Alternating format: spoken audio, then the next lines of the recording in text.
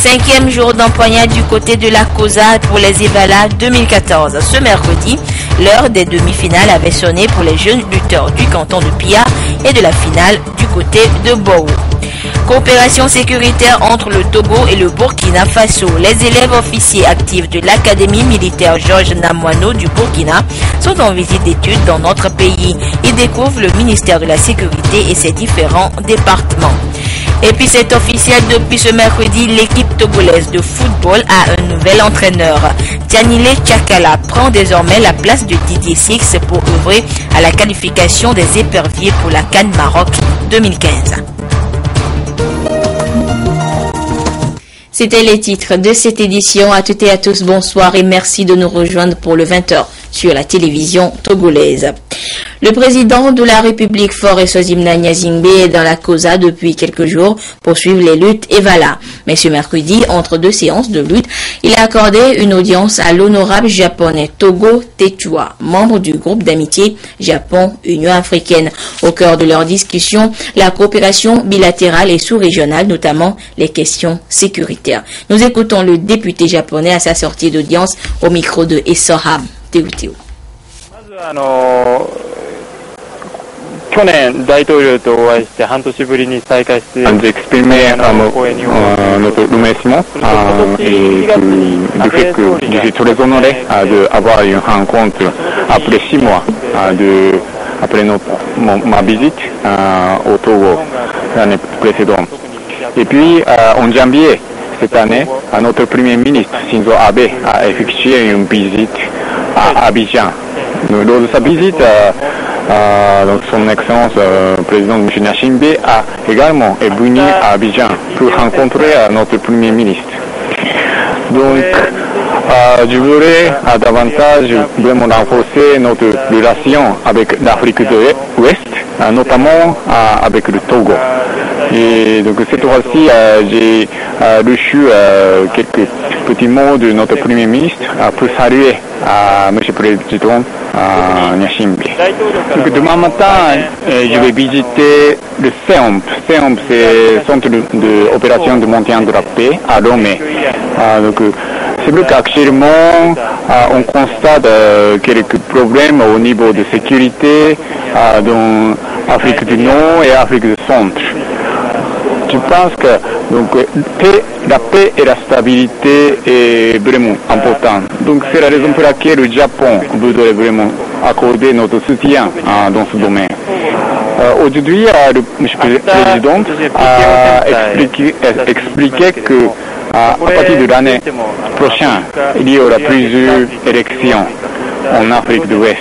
Donc je souhaite que la situation au niveau de sécurité se trouve pas très mauvais au cours de cette saison d'élection. Je crois que le Togo est un pays pacifique par rapport à d'autres pays. Mais j'affiche vraiment une grande importance du fait que la paix et la stabilité de cette sous-région de l'Afrique de l'Ouest est vraiment capitale pour ce développement. についても意見交換をしましたので、特に西アフリカ、トーゴは比較的平和な国である。 Et puis après le tête-à-tête avec le député japonais, le chef de l'État est allé suivre la deuxième demi-finale du canton de Pia sur le terrain du CEG Kanyala. Et tout comme leurs co-lutteurs qui avaient démontré leur savoir-faire un peu plus tôt à l'école centrale de Pia, ceux de Kanyala ont rivalisé d'ardeur devant le chef de l'État et les spectateurs présents. Et Soham Teuteu.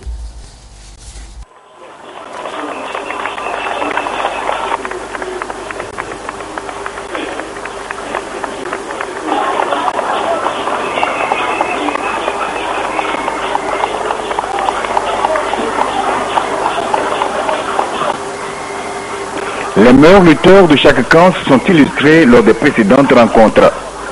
Dans ce rythme initiatique pérennisé à travers des générations, la première victoire est déterminante pour chaque coalition.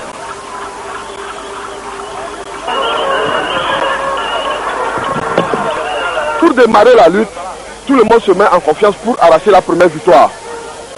Donc vous préparez vos éléments psychologiquement, physiquement et moralement avant le démarrage de la lutte. Si cela ne se réalisait pas, maintenant vous les mettez en confiance pour arracher les points. Les encadreurs et les lutteurs de la coalition Akei Lao Kiude Nyama en blanc, tout comme ceux de Djamdé en bleu, étaient dans cette dynamique durant cette rencontre.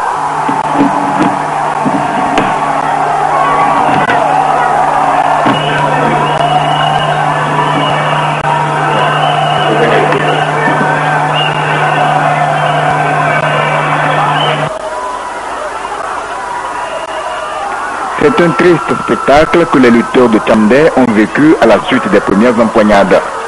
Ils ont été sérieusement laminés.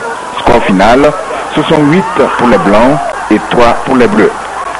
Le score est sans appel également dans la catégorie des Arrosa, jeunes non encore initiés. Les blancs de la coalition Akei Lao Kiude et Nyama vont au-delà de la prestation de leurs aînés. Ils gagnent par 81 points contre 11 pour leurs congénères en bleu.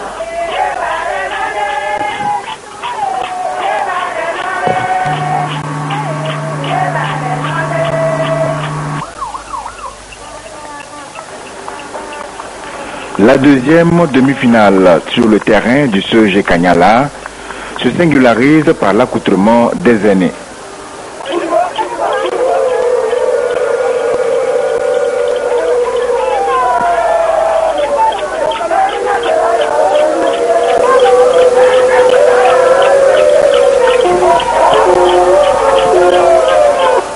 La coalition Kajika, Awidina et Koda en rouge et les Evala de Pita en blanc se sont expliqués devant le chef de l'État et une foule de spectateurs.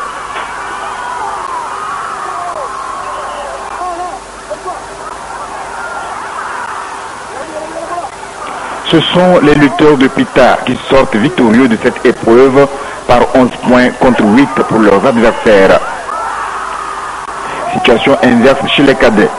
Les Arrosa en rouge gagnent par 22 victoires contre 7 pour les blancs.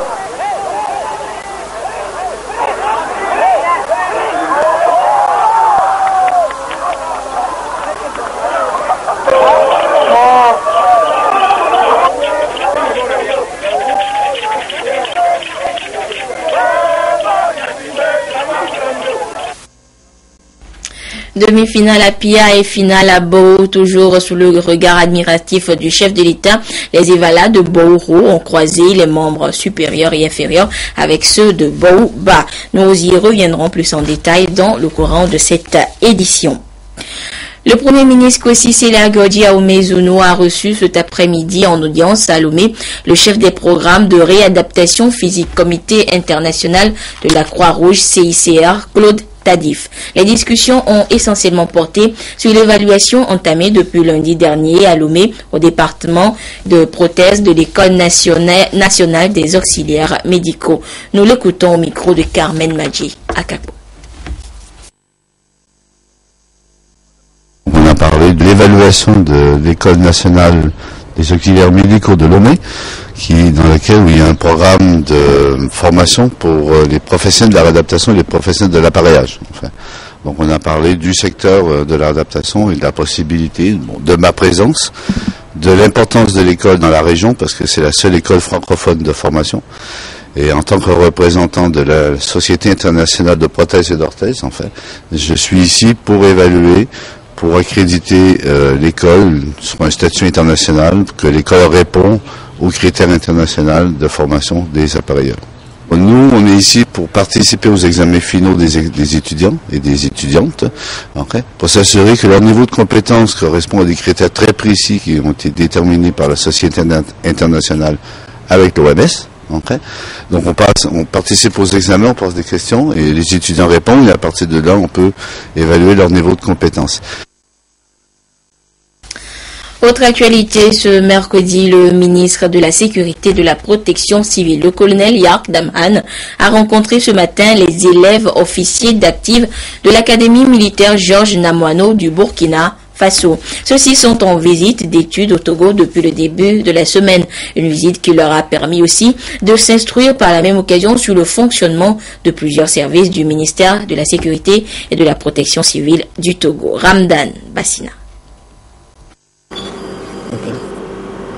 En En voyage d'études au Togo, ces 43 élèves officiers d'actifs de l'Académie militaire Georges Namoano du Burkina Faso ont été reçus par le ministre de la Sécurité et de la Protection civile, le colonel Jacques Damhan. La délégation est conduite par le colonel Yves Thiobiano, l'officier responsable de cette école militaire. Il s'agit de la 13e promotion des élèves officiers d'actifs. Ils sont une douzaine de nationalités. Et en fait, c'est des élèves officiers recrutés au minimum avec la licence. Ils font 2 années de formation à l'Académie militaire Georges Namoano. Et normalement, pour ce groupe, le 20 septembre, si le chef de l'État juge qu'il mérite le grade de sous-lieutenant, ils seront faits sous-lieutenant. Ce que nous voyons ici nous enrichit. C'est une expérience, c'est d'autres expériences et d'autres visions des choses, c'est une manière de s'organiser, une manière de travailler, et ça nous enrichit sincèrement. Le ministre Jacques Damhan a souligné l'importance de la coopération militaire entre les États africains en ce qu'elle contribue à la paix et à la sécurité sur le continent et a demandé aux jeunes officiers d'être une bonne relève pour les États qui les représentent. Nous avons été instruits par nos premiers responsables de cultiver cette coopération au niveau des forces de sécurité et de défense dans l'intérêt de nos populations. Nous avons beaucoup plus de choses à partager, beaucoup plus de réalités qui nous sont communes entre le Burkina et le Togo, que cette frontière artificielle, nous devons, à travers notre manière de servir de tous les jours, pour les briser dans l'intérêt de nos populations. Ces élèves officiers d'actifs de l'Académie militaire Georges Namoano du Burkina Faso vont profiter de leur visite pour découvrir les différents départements du ministère de la Sécurité et de la Protection civile, notamment l'Office de répression du trafic illicite des drogues et du blanchiment, le corps des sapeurs-pompiers et autres. Et l'un des démembrements justement du ministère de la Sécurité, la Gendarmerie nationale. Elle vient de recevoir du matériel de renforcement de son action sur le terrain. Un geste de l'ambassade de France au Togo estimé à 21 millions de francs CFA. Aliou Titri et Rachel Aoko pour le compte rendu. C'est un coup de pouce de la France à la police et à la gendarmerie nationale. Des gilets, des casques d'intervention pour les unités spéciales, des ordinateurs, des motos, bref, un lot de matériel pour renforcer la capacité opérationnelle des unités de police et de la gendarmerie. La France s'engage ainsi à encourager le Togo dans sa nouvelle politique sécuritaire. C'est une coopération qui est essentielle pour la sécurité de tout le monde. Il faut bien voir que la sécurité intérieure, maintenant, malgré son nom d'intérieur, en fait, elle concerne tout le monde. Les trafics qui commencent ici se poursuivent dans d'autres pays de la région, vont jusqu'à l'Europe, viennent parfois d'autres régions, d'autres continents. Donc, en fait, le trafic et malheureusement, la criminalité sont malheureusement mondialisés, internationaux, et il faut lutter partout, sur tous les terrains pour démanteler les filières. Ce sont des dons de différents matériels de 21 millions de francs CFA. Le geste est très salué par les bénéficiaires qui rassurent de par leur détermination à plus de performance dans l'exercice de leurs fonctions. Nous promettons que ces moyens seront utilisés pour les missions pour lesquelles ils ont été mis en place et entretenus convenablement pour leur durabilité. Il est vrai que avec ces moyens, nos capacités d'intervention pour venir au secours de nos populations vont augmenter. Et donc, c'est au nom de tous les bénéficiaires, que ce soit les services qui reçoivent ou de ceux pour qui ces moyens seront utilisés, que nous voudrions dire merci. La France entend soutenir davantage les forces de sécurité togolaises à travers des actions similaires très prochainement. Éducation à présent, après 9 mois de dur labeur, l'année scolaire 2013-2014 s'est achevée avec les différents examens. Parlons justement des examens, un état des lieux s'impose afin de dresser un bilan de l'année qui s'écoule. Patrice Bocor s'est attelé à cet exercice. Suivez. Le monde scolaire est arrivé au terme de l'année scolaire 2013-2014 après les différents examens. Du CPD au bac 2, l'heure est au bilan, question de jauger le chemin parcouru. Le bilan de cette année scolaire est, nous pourrons dire, un bilan positif. Parce que lorsque nous prenons l'école primaire, au niveau du CPD qui sanctionne les examens de fin d'année à ce niveau-là, nous avons eu près de 164 738 qui ont composé et 137 939 qui ont réussi, soit un pourcentage de 83,78%, ce qui dépasse légèrement celui de l'année dernière, qui était de l'ordre de 80%. Quand on regarde au niveau du secondaire 1, c'est-à-dire au niveau des collèges, les CEG, nous avons au niveau du BPC 90 248 qui ont composé et 57 307 qui ont réussi, soit 63,37%. Là également, nous pourrons dire que les résultats sont légèrement mieux que ceux de l'année dernière, qui sont dans l'ordre de presque 60%. Lorsque nous prenons le bac 1, là, nous pourrons dire que globalement, toutes séries confondues, les A, les C, les D, tout confondu, nous avons 45 913 candidats et 27 302 ont réussi, soit un pourcentage de 59,47%, ce qui est légèrement mieux par rapport à l'année dernière où nous étions dans l'ordre de 58%. Le bac 2 au plan national, là nous pourrons dire que nous déplorons un peu, nous avons des résultats qui ne sont pas à la hauteur des attentes. Sur 49 679 candidats qui ont composé, seulement 18 907 ont réussi, ce qui donne un pourcentage de l'ordre de 38,6%. Une particularité cette année 2013-2014, c'est ce sursaut des séries scientifiques avec 100% de réussite. Comme atout majeur, un faible nombre des élèves dans ces classes, mais l'on note également certains facteurs favorisant ce taux de réussite. C'est d'abord, disons, des enfants qui globalement s'intéressent aux matières dans lesquelles ils excellent. Et au-delà de cet intérêt, disons qu'il y a des qualités qui ne trompent pas, qui sont d'abord ceux du travail et de la rigueur. Que ce soit en série C ou ailleurs, je crois que le succès est d'abord à ce prix. D'une façon globale, les résultats restent tout de même mitigés. Quant à ce qui concerne les enseignants, je voudrais aussi les féliciter. Les féliciter d'abord pour le travail pédagogique accompli. Parce que nous sommes quand même arrivés à la fin d'une année que nous avons évaluée. Les résultats sont mitigés. Chacun peut lui-même se remettre en cause du point de vue de la qualité du travail qu'il a fourni. Nous avons réussi à nous comprendre au-delà de nos divergences, au-delà de ce qui nous opposait. Et je pense que nous devons continuer sur cette lancée. C'est avec les enseignants que nous pouvons le faire et c'est pour cela que je voudrais leur rendre un hommage particulier. Dans le souci d'une quête permanente de la réussite des élèves à l'école, les parents se doivent de ne pas laisser les enfants à un libertinage poussé pendant ces vacances. Une remise à niveau à travers des cours de vacances doit rester un défi pour chaque acteur. Parlons tourisme à présent. Aujourd'hui, le secteur touristique togolais est à sa phase de relance. Notre pays offre plusieurs atouts touristiques qui drainent un grand nombre de touristes étrangers chaque année. Mais une question subsiste. Le Togo reste-t-il une vraie destination touristique?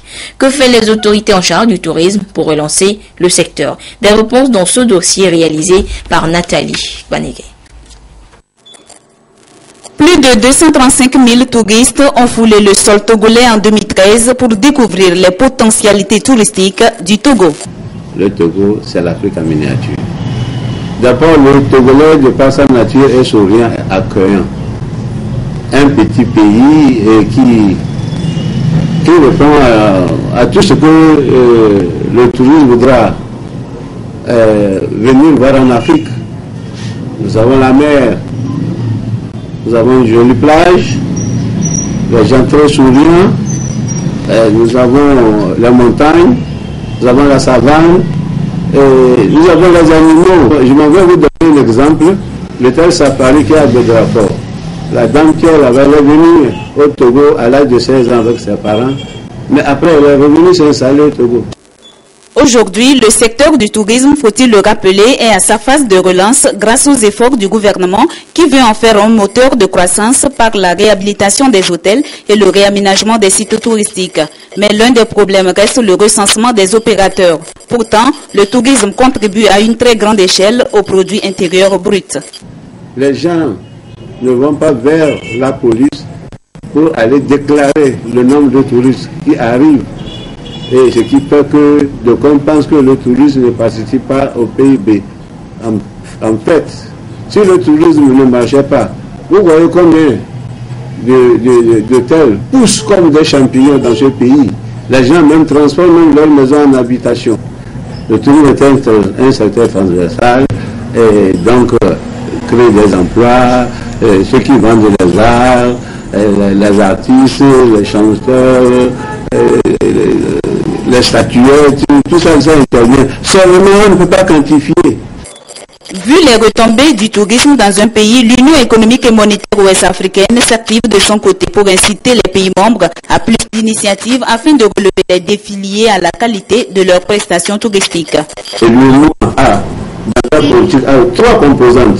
La première composante, c'est la mise à niveau des établissements de tourisme. Il faut que tous les établissements de l'UEMOA répondent au même nom, à la même classification. C'est pourquoi l'UEMOA a demandé au sein de chaque pays qu'on crée la commission nationale pour que les hôtels aient la même classe. Malgré la création sans cesse croissante des hôtels au Togo, seulement 15 boîtes de nuit, 61 agences de voyage, 80 hôtels et 601 établissements de tourisme ont été enregistrés par la Commission nationale d'agrément et de classement des établissements de tourisme. Et si le nombre de touristes croît d'année en année, c'est dire que le Togo reste encore une destination touristique. Une bonne nouvelle donc. Depuis quelque temps, des informations font état de l'existence d'un réseau spécialisé dans la falsification des documents exigés en vue de l'obtention des autorisations d'importation des produits forestiers ligneux.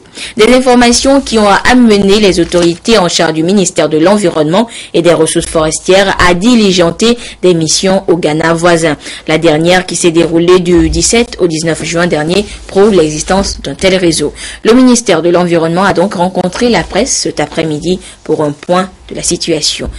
Charlotte Moussime. Le sujet fait la une des journaux depuis quelque temps à Lomé. L'existence d'un réseau de faussaires qui falsifie des documents administratifs pour l'exploitation et l'importation des produits forestiers. C'est le résultat d'une mission diligentée au Ghana par le gouvernement togolais en vue de s'enquérir de la légalité des documents qui accompagnent les produits forestiers en provenance de ce territoire. À cette rencontre avec la presse, le ministère de l'Environnement et des Ressources forestières clarifie et fait le point de la situation. Ce point de presse a porté essentiellement sur la clarification des allégations de faux et usage de faux dans l'utilisation des documents administratifs en matière d'importation et de réexploitation des produits forestiers. Et donc, nous avons donné l'information selon laquelle des missions ont été effectuées au Ghana, la saisine des autorités judiciaires compétentes a été faite pour une enquête préliminaire. Et donc, à ce jour, les premiers suspects sont interpellés et donc mis à la disposition de la police judiciaire. Le ministère de l'Environnement est disposé à porter plainte contre quiconque se trouverait mêlé à cette affaire de faux et d'usage de faux. Diverses mesures sont prises en vue de réorganiser le secteur. Parmi ces mesures, la suspension provisoire de la délivrance des autorisations de transport de bois naturel sur la base des importations. Un projet, une rencontre avec les autorités compétentes du Togo, du Bénin et du Ghana en charge de ce secteur pour définir de nouvelles stratégies. Pour l'heure, les présumés auteurs sont entre les mains de la police judiciaire. L'enquête suit son cours. À retenir également dans l'actualité de ce mercredi le début des négociations intermaliennes en Algérie. Des pourparlers pour obtenir ou tenter d'obtenir une paix durable dans le nord du Mali après des années d'insurrection armée. Mais avant le début de ce rendez-vous tant attendu, un échange de prisonniers est intervenu hier entre le gouvernement de Bamako et les mouvements armés du nord Mali. Il est un peu moins de 6 heures mardi soir lorsque l'Ilyushin de l'armée algérienne se pose à Bamako avec à son bord une quarantaine d'ex-prisonniers. Pour ces militaires et policiers maliens, c'est la fin de 2 mois d'angoisse. Ils avaient été capturés par les groupes rebelles lors de la bataille de Kidal. Le Premier ministre est venu les accueillir en personne. Contrepartie de cette libération, eux vont retrouver le Nord. Ces Touaregs avaient été faits prisonniers lors de patrouilles de l'armée. Mesure de décrispation, c'est le nom officiel de l'opération et c'est l'Algérie une fois de plus qui a joué les intermédiaires. Le but est clair, pour le gouvernement malien comme pour les groupes armés, c'est un geste de bonne volonté à quelques heures de l'ouverture de négociations à Alger. Ce conflit est un conflit fratricide, c'est un conflit malheureux, mais c'est un conflit qui ne peut être réglé que dans la discussion et dans le dialogue. Mais à Alger, ces discussions de paix s'annoncent difficiles. La réunion préliminaire a eu lieu dès mardi. Autour de la table, plusieurs ministres côté pouvoir, une trentaine de représentants des groupes armés de l'autre. Ces discussions sont les premières à réunir toutes les parties depuis les accords de Ouagadougou il y a un an. Seuls exclus, les groupes terroristes liés à Al-Qaïda. Nous, les représentants de la communauté internationale, nous allons les accompagner le mieux que nous pouvons pour qu'ils puissent dépasser ce qui les divise. Sur quoi débouchera ce nouveau round de discussion? Tous les regards sont désormais tournés vers Alger. L'ONU-SIDA vient de publier son rapport annuel sur la pandémie. Cette année, les nouvelles sont bonnes. Le nombre de décès dus au virus VIH a diminué, mais des efforts restent à déployer pour réduire la contamination. Voilà, c'est la première information de l'Afrique en bref. L'ONU livre son rapport annuel sur le sida. Avec quelques bonnes nouvelles, le nombre de décès liés à la maladie ne cesse de chuter depuis 2005, avec un record l'an dernier, moins 12%. La lutte contre le sida draine également de plus en plus de financement malgré la crise. Le chiffre des nouvelles infections diminue légèrement, mais la très grande majorité des cas se retrouvent en Afrique subsaharienne. Cette région du monde reste la plus touchée, avec le Nigeria et l'Afrique du Sud en tête. Le Rwanda et la Guinée équatoriale veulent unir leurs forces pour mieux se développer. Le président Obiang Nguema a rencontré son homologue Paul Kagame à Kigali. Une visite de 2 jours à forte thématique économique. Des accords de coopération régionale ont été signés dans les domaines du commerce, de la santé, de l'agriculture et de l'énergie. Dialogue difficile entre le président nigérian et les familles des jeunes filles enlevées par Boko Haram. Alors que le mouvement Bring Back Our Girls continue de dénoncer l'inaction du gouvernement, le premier rendez-vous entre Goodluck Jonathan et une quinzaine de parents a été annulé.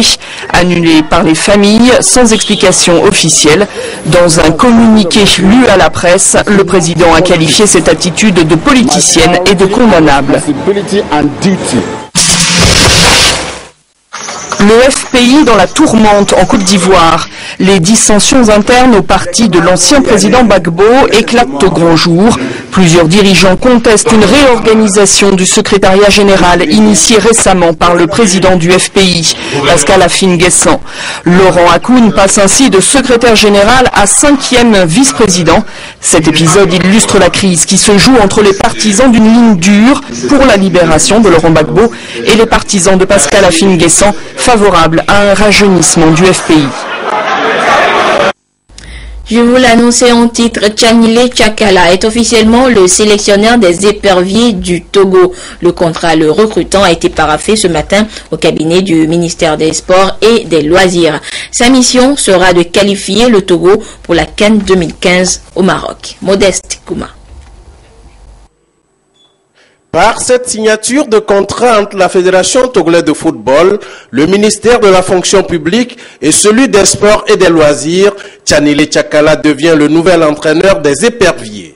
Il a pour mission de qualifier le Togo pour la prochaine Coupe d'Afrique des Nations. C'est une période de 6 mois et je pense que les autres termes quand même, c'est confidentiel. Et une fois qu'on s'est mis d'accord sur tous les termes, je pense que ça me va. Je pense que l'essentiel est revenu. La mission qui m'est enseignée, c'est de tout faire pour qualifier le Togo pour la prochaine CAN 2015 au Maroc. Face à l'enjeu, la Fédération togolaise de football et le gouvernement veulent accompagner le nouveau sélectionneur pour la réussite de sa mission. Tout ce qu'il faut donc pour que nous, à la Fédération, nous puissions donc se mobiliser pour l'aider à la réussite donc de sa mission, je pense que nous le ferons. Parce que nous avons donc d'importantes échéances qui sont donc devant nous. La marche a été longue, mais la fin a été heureuse. Le Togo a des talents. Il suffit de l'aider, de collaborer franchement avec ce nouveau sélectionneur pour que ces victoires soient acquises dans le futur. J'invite donc toute la population togolaise, surtout les presses, à nous aider. Le Togo entame les...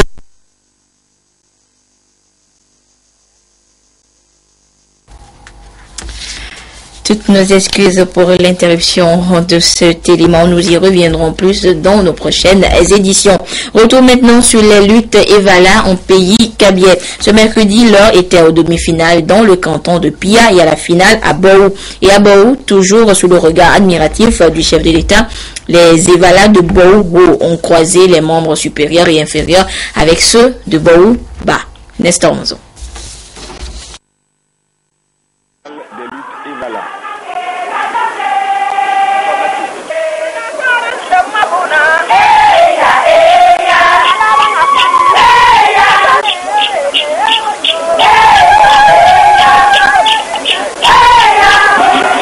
Le spectacle a lieu sur le terrain du collège d'enseignement général de Yadebo.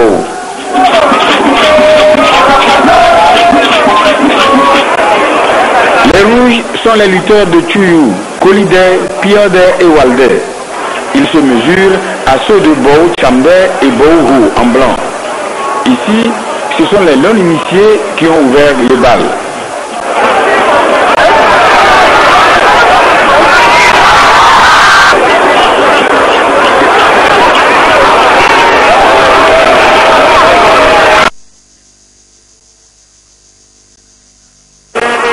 Ici, à Bou, comme dans bon nombre de cantons, les lutteurs s'affrontent selon leur année d'initiation.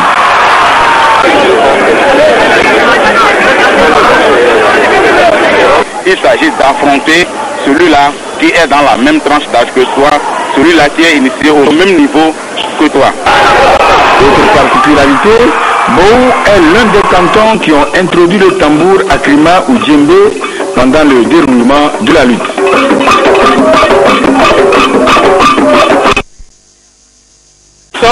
Et on loue aussi le mérite des champions de l'année.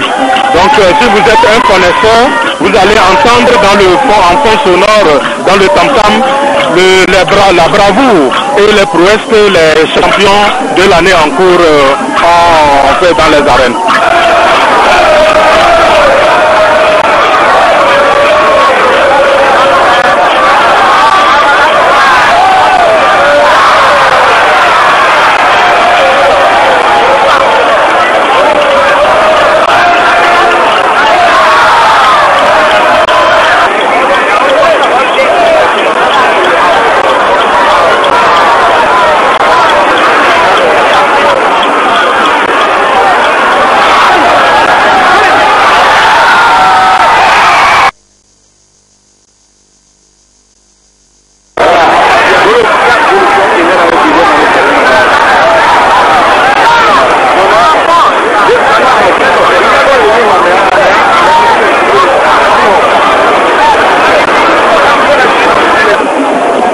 sont les champions qui ont clôturé la lutte.